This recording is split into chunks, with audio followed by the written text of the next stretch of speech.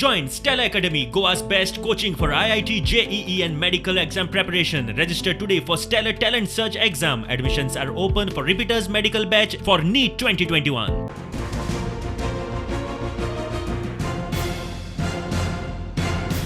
Even within the Congress, he was not involved in any agitation, not involved in any programs. He was a senior leader, but not visible when so many issues of the Goan people, of the Goan state was being taken up by the Congress party. He was not visible, he was not supportive. Even in the ZP elections, he could not get his own candidates elected. Being such a senior leader, that means he had lost touch with the people. So maybe for somebody else, it might make a good headline that former Chief Minister is leaving the Congress.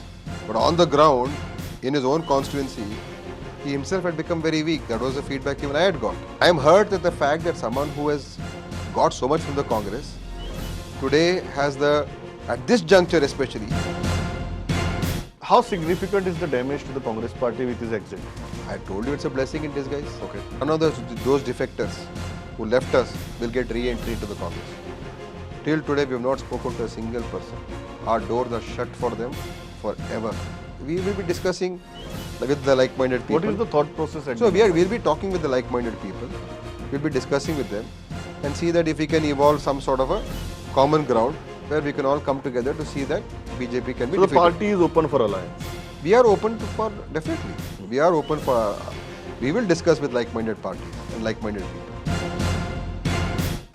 At this moment, with so many seats vacant, what's the realistic scenario? See, one is, obviously, we will prepare ourselves in all 40. But historically, we know that certain consensus we have not been strong.